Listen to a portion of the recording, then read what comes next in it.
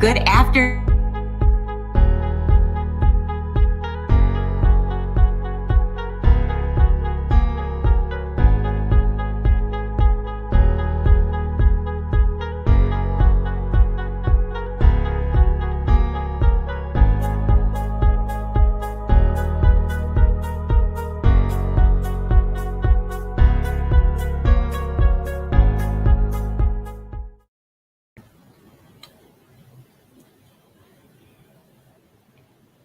And good afternoon, everyone. It's Lisa Norell, and welcome to February 12th, 2021. We are 2 days away here in the United States and around the world from Valentine's Day. So I'm wearing red to commemorate the weekend of love.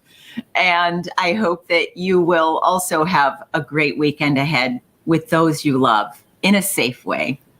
I am just thrilled that we have an amazing guest today. And before Martin joins us, I want to just tell you what brought us to hosting today's Mindful Marketer live stream and to invite Martin to join us. You know, it's estimated that 35% of the world's top 10,000 companies waste nearly 40% of their daily routines on bureaucracy, bad excuses, red tape, corporate BS, and my favorite, hanging out with zombies. I've talked about this a lot in the keynotes that I've done for marketing leaders and C-suite executives around what happens when you let these old projects, pet projects, sponsorships, special events just roam the halls, you know, the Walking Dead zombie projects that nobody is willing to kill off. So thankfully, we have Martin with us today to talk about how it's possible to overcome bureaucracy and revive some common sense into our world. He knows that it's possible. He has helped clients eliminate a lot of BS and bureaucracy, and he's going to show us a few tips today. Now, how did I meet Martin? Well, it was before his new book, The Ministry of Common Sense, was actually launched. And I met him through the Marshall Goldsmith 100 Coaches community. I've been a member there for about a year. And the minute I met Martin, I said, we are long lost marketing soulmates. So I was just so excited to learn about his life and how he came to bring together these concepts of empathy and common sense. And why do those two things work so well together? So today, we're going to talk about his new book, The Ministry of Common Sense. Remember, all of you who are watching right now, tell us where you're from. And remember, we're going to take your live questions for the next 40 minutes with Martin Lindstrom. This is his 8th book he's going to be talking to us about today. And we are just thrilled to welcome him to the stage. Martin, hello to you in Switzerland. How are you? Good to see you. I thought I would celebrate Valentine's Day a little bit too early, I know, but, you know, at least. Happy Valentine's Day to you and your wife. Thank you so much. It's a pleasure to be with you again, right? Wow, here we go. I know. We always have such a great time together. And I just constantly take pages and pages of notes when we get together because I learn so much from you. Now, Thank you. We're going to be taking some questions too from our audience today in our community because we're live streaming across LinkedIn, Facebook, and YouTube. So this should be a good time. Let's talk for a minute about you and your story of origin for a minute. I have to tell you, I have never met anybody who started a business of your magnitude at age 14. So tell me how you were raised in terms of your parents. How did they teach you to have common sense and to apply common sense to get your first clients at age 14? It's crazy, isn't it? Well, listen, the story actually happened much earlier when I was 8 years of age. So what happened then was that I was sitting at the kitchen table with my parents, and my dad, he was very depressed because he was not doing very well at work. He felt the culture was horrible, and he felt as a CEO he couldn't run the company. And so he asked his family members, which were my mom and it was me, about what we would do about it. And my suggestion was, why don't you just stop working? Genius type of input here. And I said to him, why don't we just take 2 years off? And that's exactly what we did. We actually did an agreement on a napkin. And my dad, he promised me that he would take 2 years off. He would become my teacher of the school of life. My mom, she would learn how to run business. But there was just one thing I had to deliver. I actually had to earn the money for us to afford having food on the table. So I teamed up with Lego already back then, and I had them sponsor me. And as part of the sponsorship, I got a lot of Lego bricks. I built a lot of small Lego men. And then whenever we arrived in a new country, in a new harbor, I would sell those small Lego men. And guess what? This is a true story. We actually sailed through the Seine and Rhone into Paris from Northern Europe. And we are lying down the Latin Quarter where you have all these booksellers standing up there. And I was just desperate to sell these Lego men because I had to earn money. So I was sitting up on the street looking at all these people, and then I realized that all these tourists would continue going there. But the booksellers, in fact, they would go for lunch. And so when they would go for lunch, I would sneak up, I would steal one of the stands, and I'll start to sell my Lego man. And actually, I sold out after 2 hours. And then I had money for 2 months, so I could feed my parents as we were sailing around the world on this boat. And this is really how my story began when I was 8 years of age. And then later on, what happened, just to make a long story short here, I actually was such a big fan of Lego that I decided to build up my Legoland in my mom and dad's garden. And the problem was that no one showed up at all. So I teamed up with a local printer, and he sponsored me once again. We put an ad in the paper, and guess what? After 2 days, 131 visitors showed up. Only problem was that visitor number 130 and visitor number 132 were the lawyers from Lego suing me. And they said it was their brand. I said, no, it's my brand. And so the owner of Lego actually heard about it, and he drew the whole way to my parents' house. No, Lego is Danish. I'm Danish. It's in Denmark. And he said to me, why don't you come and work for Lego? So I got a job at Lego when I was 12 years of age. And then later on, I started up my own ad agency at the age of 14 and got Lego as a client. So that's my story as a kid, I guess. It just blows my mind. We have something in the United States known as child labor laws. Could I stop? I don't mean to go off and derail this conversation for too long, but how do you get a job at age 12? Well, it was not a real job. It was an intern-ish type of function. And I asked the folks at Lego later on, why did they do it? And they really said to me, we wanted to understand and learn what our own audience were thinking. And this was a perfect way for them to do it. So it was not because of my talent or anything. It was really, I think they felt so sorry for me. But you know what? That philosophy has stayed with me ever since. And it really is still today, so many years later, the philosophy I have, that is to put yourself in the shoes of the customer and see the world from a customer's point of view rather than from inside out. And that has not only been the reason why I wrote a book called Small Data, which I wrote some years ago, which is all about how to move into consumer homes. I moved into more than 3,000 consumer homes across 88 countries.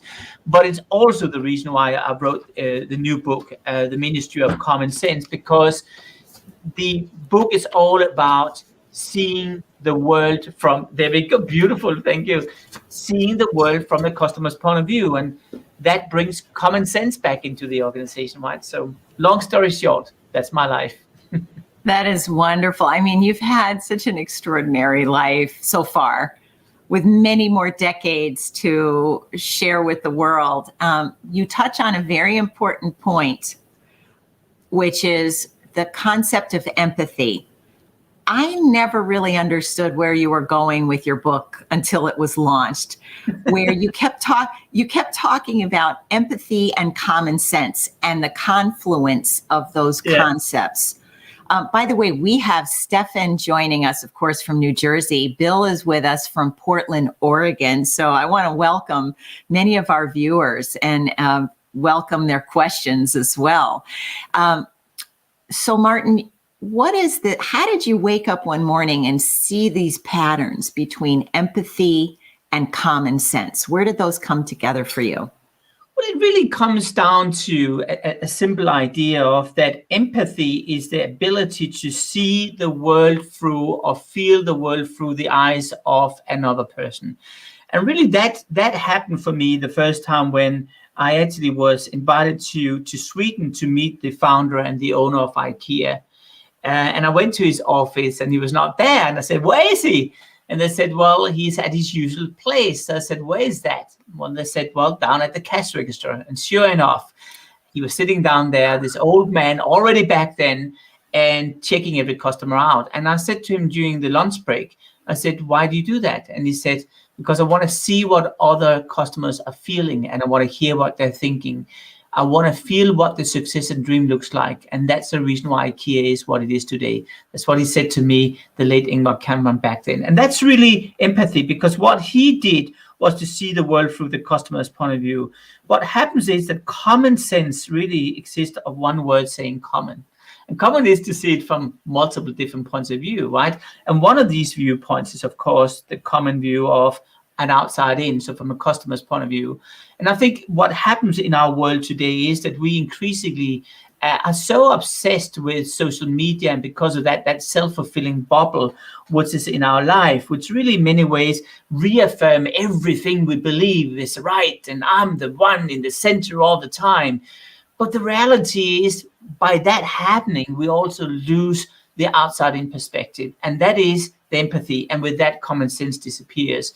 So that's the reason why I focused on this point. And how do I get these thoughts? I think it's very, very simple. I don't have a phone. I skipped my phone some 4 years ago in a bet I had with Ariana Huffington, because I do not believe that. Why should you have a phone? There's no value in having a phone, in my opinion. And I realized when I skipped my phone, point number one, that I suddenly started to see things. People don't see things when they have a phone. They see everything through a lens, right? They see the first newborn child walking after 2 months or 3 months or a year, whatever it is. They see it through a lens, right? They don't even see it with their own bare eyes. Whenever we are bored, or whenever we're standing in the cafe and we're waiting for someone to show up, what's the first thing we do? We grab the phone and do anything with the phone so we don't look like a complete loser, right? And the third thing is probably the worst thing, is we never get bored anymore. And in my opinion, boredom is the foundation for creativity, is that pause in our life, which allows us, as I'm talking about, to start to connect dots in unusual ways. And this is what I realized, that when I started to do these things, that I started to see things in a different perspective. And I think we right now are so obsessed with a Teams meeting or a Zoom meeting back to back. We don't have breaks anymore. We don't have time for reflections anymore. So what happens is we don't see things in a perspective anymore. The common part is gone. So the reason why I get these thoughts and see those correlations is because I'm bored. I know what you mean. I came up with the name of my company while I was floating in the pool. Because I used to live in San Diego, California, and I was floating. That's where I met Marshall Goldsmith, by the way. I was floating in the pool and just daydreaming. I wonder what my company name could be. I don't want it to be called lisanorell.com. I want something that really reflects my values. And I came up with Energized Growth. So, and it was because I had a lazy afternoon. And how many of us as marketing leaders watching this create lazy moments of just the art of doing nothing? I love those mornings. the Sunday mornings especially. By the way, we have John from Maryland joining us, and Stefan. Janina is with us from Atlanta. Welcome, Janina. That is great. It's we have some time for questions as well, so I'll remind everyone. So you also spent so much time visiting people's homes and really crafting your own understanding of empathy. So before we get Bill's question answered, I would love to know, like, when empathy became such an important part of your work and of your messages across all of your publications, books, and advisory services. I think it's fair to say that I have by nature always been an introvert person. But what happens when you jump into strangers' homes and literally live in those homes is that you start to respect other people's lives and lifestyles and where they come from. And when you've been to 3,000 different homes across 88 countries, you see the worst and the best. I mean, I've been kidnapped in Venezuela. I've been dressed up as a woman in Saudi Arabia to understand how, women was harassed in KSA. I've been living in mud in Nigeria, or I've been living with some of the richest people on planet Earth in their homes. So it really has been an elevator ride going up and down. And I do think that what I learned through this process was, first of all, to respect and see the world from other points of view. And the more you travel, the more you see things, the more you build up empathy. And I realized it was super easy for me to talk to people suddenly because I could always address their point of view in my conversation. And that's where I realized, well, that's empathy. So I started to talk to business leaders around it. And I know when I say business meetings and I say empathy, it doesn't really fit. I mean, it's a little like crying children and cupcakes type of conversations. So I sort of said, listen, what it comes down to is that empathy has to be part of the leadership, because here's the issue. In the UK for a long time, there was a TV show running, which I think is running in the US now as well, which is called Undercover Boss. And it's the whole idea about that you go under the ground and you actually behave like a staff or an employee. Well, I told my clients to do that. And they actually did that. And we were underground quite often. And through this process, they realized, my God, we're seeing our company in completely different light. We don't understand our organization. And they started to understand those frictions which are taking place down there at a lower level. And once they came back again, two things happened. The first thing they said was, we need to re-understand our organization. And quite often, actually, in this process, they realized something which I call the frozen middle. And the frozen middle is really the idea of that if you take a company which is where the very top is up here, right? We realize the frozen middle is around here. And this is the part of the organization quite often paralyzed. They're cut to the bone. They have no time to do anything. And CEOs typically will give a lot of orders to these people down here, right? And they will parade orders, and then they will farm it down there. And these guys would paralyze the whole thing. And through the undercover boss concept, we realized, well, guess what? There's an issue there. The second thing we learned was to frame things differently, because if you are CEO, you frame things according to what the shareholders are saying, whatever. But suddenly they learned how to frame things from the bottom up, to see the world from this point of view and actually have people see it through a lens of their lives. And that's where I realized empathy was incredibly powerful. I mean, in some of the cases for some of the companies we're working with, they have increased their share price with 300% over the last 12 months alone. It's not because of COVID, and this is stock listed companies, basically just because they're implementing empathy in the organization. So this is powerful stuff, right? It's very powerful. We're starting to see it in the United States. If you look at some of the advertisements in the Super Bowl, so many of them did make an effort. And then some of them, I think, missed the mark because many of them just still want us to kind of stay grounded in all of the horrific behaviors or horrific experiences that COVID has cultivated, right? Some of it was just a little too much of a reminder that COVID is still here, as opposed to what is the road ahead? Where are we going? Yeah. Where are there signs of hope, health, joy? So unfortunately, some of them are still kind of stuck in the, doom and gloom of COVID. But I know we're not. I know we're not here in the Mindful Marketer live stream. In fact, we have a question from Bill Connolly that I think we're ready to check here. He says, without a phone, how do you find a balance between that phone-free creative space and understanding the masses and the social media ecosystem? Well, Bill, I'll tell you a funny story here.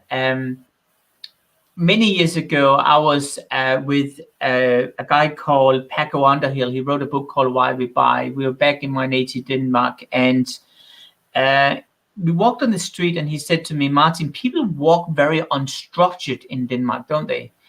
It was kind of ironic. I moved away from Denmark when I was 27 years of age, and I never really thought about that people in Denmark walk very unstructured. But what he said was right. And what I realized was when you're too close to the forest, you can't see the forest for just trees. There is actually a term for that. It's called kulturbrillen. Kulturbrillen. I'm going to put it on the screen so you know how to spell it. It's a fantastic term. And what it means is, and what it means is the culture glasses. It's the ability to see things through a lens. And kulturbrillen means that when you're too much part of a community, you actually become the community. You drink too much out of the Kool-Aid. And the issue I've learned was that when you are too close to a certain trend, you won't see it anymore. So coming back to Bill's question, I'm actually much better at predicting the future with phones or with technology when I'm not part of it, because it's so blindly obvious for me when I see it on a distance, whereas if I'm very close to it, I wouldn't be able to see it the same way. So I guess that's the first answer to your question, Bill. And I think the second thing is, how do I live without a phone? Actually, it's pretty straightforward. Having a phone is something we didn't have 20 years ago to the same degree, right? We had a landline, but that was about it. It actually trains you to be more on time. It trains you to be able to have pauses in your life. It trains you to be present. And do you know what? That's not too bad. You don't need to be contactable all the time. I know you'll have I know. What? But I know. You know what it is? A person is writing an email to you. The email is extraordinarily long and well considered, and it's 5 pages.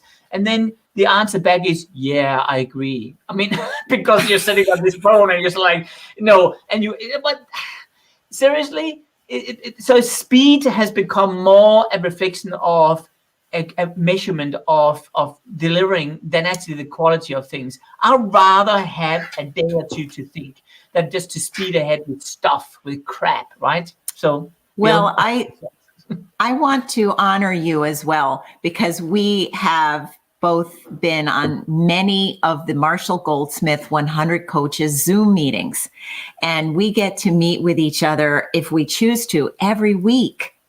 I live alone, and I have to tell you, that is my empathy lifeline, to be part of that community and to connect with people like you. And one of the things I've noticed about you that I'd like to challenge everyone in this live stream to consider is that when you are with us, you are with us in the meeting. I never see you staring at your phone or checking email. You are like really engaged with us and fully present. And I think your time of being so far removed from your smartphone has made you a lot smarter. Thank you. I take it as a compliment. You know what? A person said to me the other day that, let's say on a positive sunny day, that we have a brain which is active until we're 80 years of age. Now I'm 50. So that means I have 30 years left. For every minute you waste on trying to do multitasking, well knowing the fact that we cannot multitask, it's impossible. Our brain is wired to jump in one track and then jump to another track. We can't do both tracks. Well, then my question is, if you're doing multitasking, you're in none of those two different places. Then you either cut one of those channels or you reshuffle your life. So I want to be present. I want to be present because I also do think that you're doing discredit to other people by not being there, because you're also wasting their time, frankly.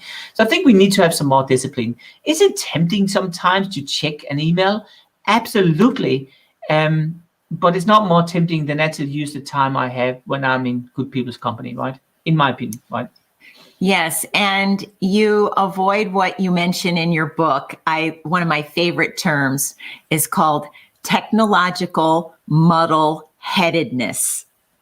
And if anyone is wondering what the heck I'm talking about, I was speaking with a client. I coach a number of senior marketing executives in some major organizations, and I was speaking with one of their bosses, who does not have a coach, by the way. And he spent his whole time looking at me, looking at his phone, looking at me, looking at his phone. And then he had 2 phones and they kept ringing. And I finally said, do you need to go? Do you need to get? And I thought to myself, how can one be a leader when common sense would tell you, silence your devices when you're talking to your people? Just something as simple as that shows so much more respect. So anyway, that was my soapbox today. Yeah, well, I agree with you on your soapbox. And I think common sense is strange because it's slowly disappearing out of our society now. And here's the frightening part of it. When we as a species, as mammals, were created on this planet Earth, we had no empathy back then. It's actually part of our brain which have evolved over time, and it's certainly, in particular, one region has become more advanced than any other mammals.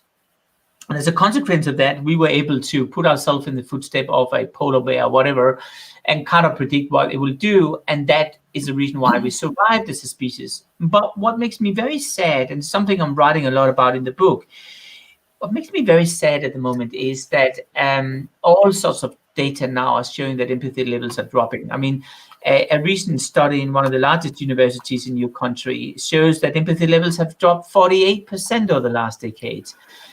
Multiple studies with young people shows is more or less disappearing.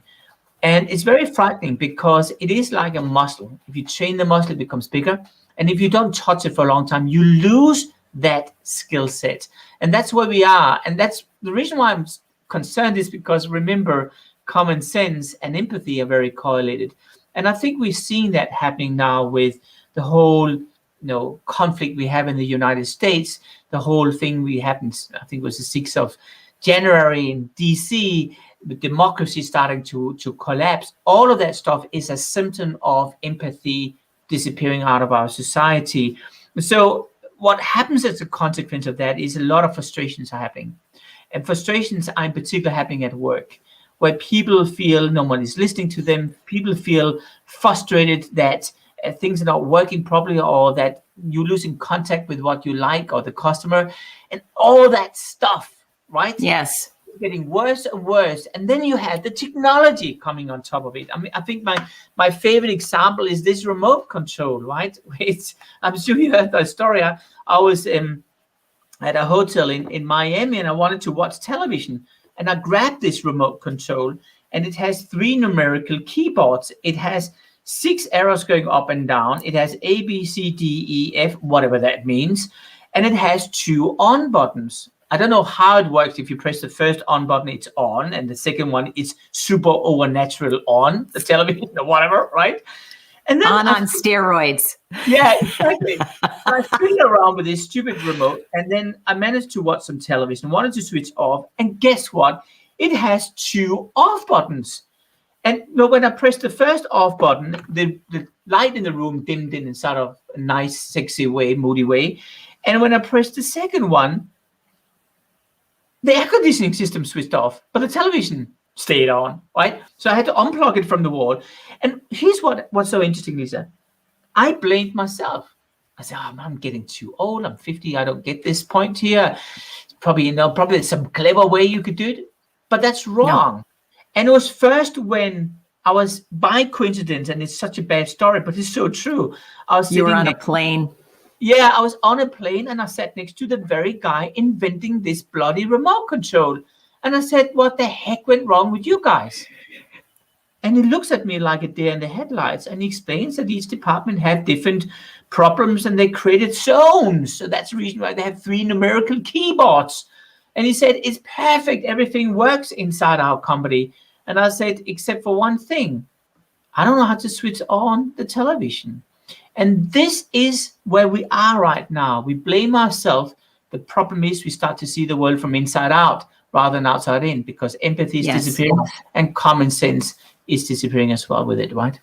Yes. And that's why you and I work so well together, and we have some common values. I mean, I published The Mindful Marketer about 4 years ago. I was a little ahead of my time, where I talked about mindless marketing, multitasking, not listening to your customer, making assumptions.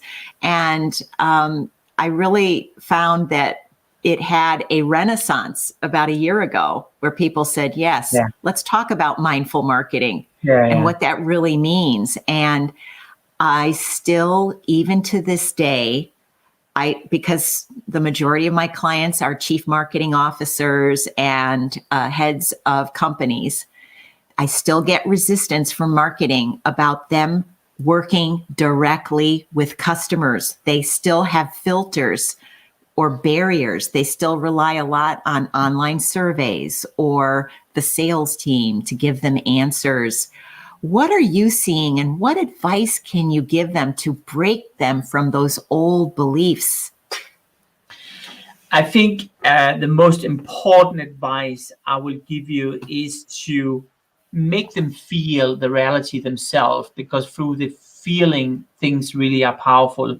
So let me tell you a story. So some years ago, there was an experiment done with chickens. They're put into a cage and stuck into the cage for half a year. One day they were let out on the beautiful green grass, and the sun was shining and the birds were singing, and it was amazing. And chickens went out, and guess what? After 30 seconds, they went straight back in again. Now, that leads me to the second part, because the first reason why this is happening is the fear of the unknown. When you ask a CMO or other amazing folks to change their behavior, we by default are afraid of the unknown. And remember, numbers makes you feel safe. It's a good way of washing your hand and kind of justifying your job, in particular when it's difficult to see what works and what doesn't work. And therefore, it's really uncomfortable to be going out of that chicken cage.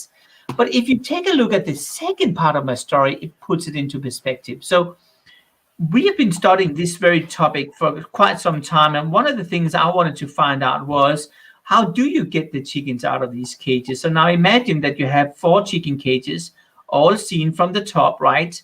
And guess what? I'm going to be really, really nice today. So I'm going to open the chicken cages here, right? Right. And here's the issue. Where would you place the corn to get these chickens out? Well, most people would place it in the center, right? Here. But what is going to happen? Chicken here, this chicken 1, let's call it chicken 1. Chicken 1 will look out at the corn and say, my God, that's far away. My KPIs are not supporting that in any way, shape, or form. And by the way, what if that manager, which I'm reporting to, is fired? Right? I'll look like a stupid idiot. So what is chicken 1 going to do? Chicken 1 is going to look at chicken 2. And chicken 2 is going to look at chicken 3 and 4. And they all look at each other, and they all come with one single conclusion, which is, nah, not for now. I'll go back into where things are safe, and I'll join my environment down there. But here's the issue. Where do you then place the corn? Well, in reality, you place the corn straight out here, just outside the cage. And this is what I call a 90-day interventions, right? And really what this means is that you create bite-sized small changes in the organization, which give you a quick win and instant gratification to justify a behavioral change. And for me, that means if you could do a little activity, and one of the activities I've been doing, there's a lot of activities, but one of them is I actually did take the CMOs with me into the homes of consumers.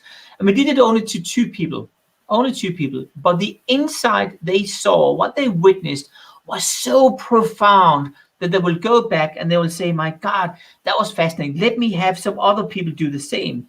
And as they all did the same, they said, really, we learned a lot. Let's find out what solutions we could do. And suddenly, as you can see, I'm dragging people into this behavioral change, which means that suddenly they actually are starting to change the point of view from inside out to outside in. So I'm doing it through small, quick wins, 90-day interventions, where there's a clever little solution attached to it, and which then have a profound impact, not immediately, but over time, but at least you have small points in the meantime, giving a sort of celebrating an interim type of success, right? Yes. So in your book, tell us some examples of some 90-day changes and interventions that were successful, maybe from one of your many clients, that maybe some of our viewers today can take with them. Well, there's a lot. I will give you one. I can give you a lot, but let me give you one. So one of our clients is a company called Lowe's Food. It's a mid-sized retailer in the United States. They reached out to me around 8 years ago. Wonderful people.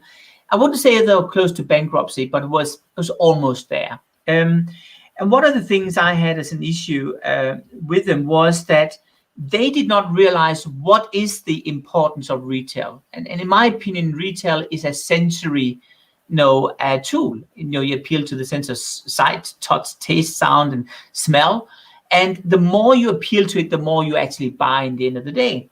So as I walked into these supermarkets, I realized that the first smell you had when you walked in was this old crushed ice. They have all these ice machines in the entrance. Oh, yes. They can get pretty gnarly. They can. So that was, and then I noticed different problems. So I said to a CMO of this company, I said, listen, we need to change our perception of what the store is all about. You see, here's the issue. When you are in a store environment for more than 7 minutes, your sense of smell is neutralizing. So you can't smell anymore.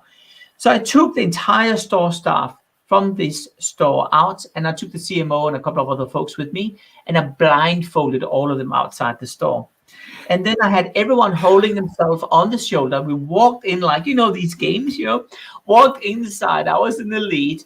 And then I said to them, what are you smelling? And we walked through the entrance, and a guy said to me, my God, this smells like, when you go into these gyms where people haven't been washing their feet for a long time smell. Oh, no. I said, okay, write it down, right? So we wrote it down. I said, what do you smell now?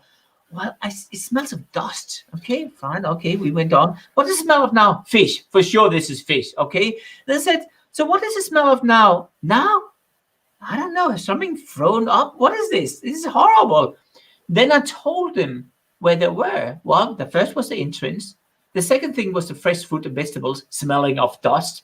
The third thing was the butcher smelling of fish. And the last one was the bakery department. The smell was completely disconnected. When they took the blindfold off, remember I used empathy now, they said, my gosh, what is going on? We never saw it. Because remember, you are seeing the world from inside out.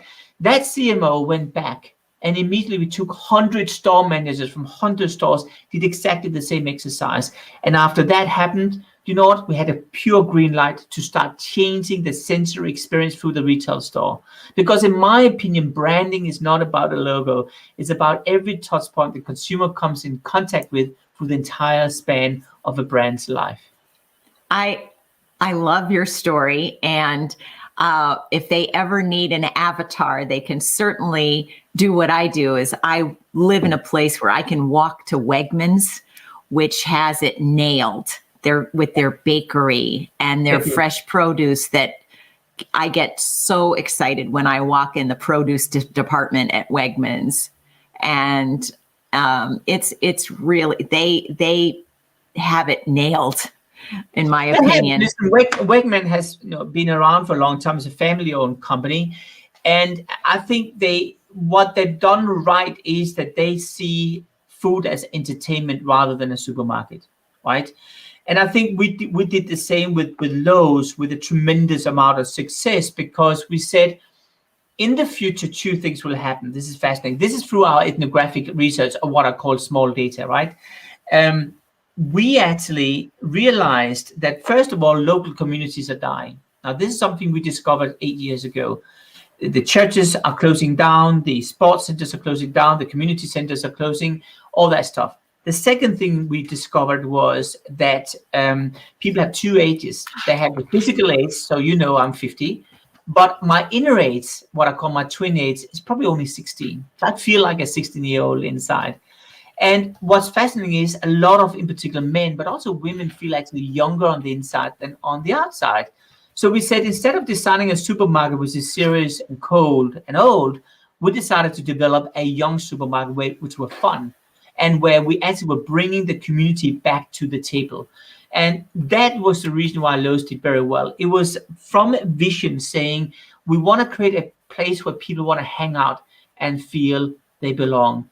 And just to give you a sense of what happened just before COVID hit the world, in North Carolina and South Carolina, we actually not only built breweries inside the supermarket, we also went one step further and we said, imagine that you are, you're hanging out at the bar, which is, by the way, next to the milk and the cream.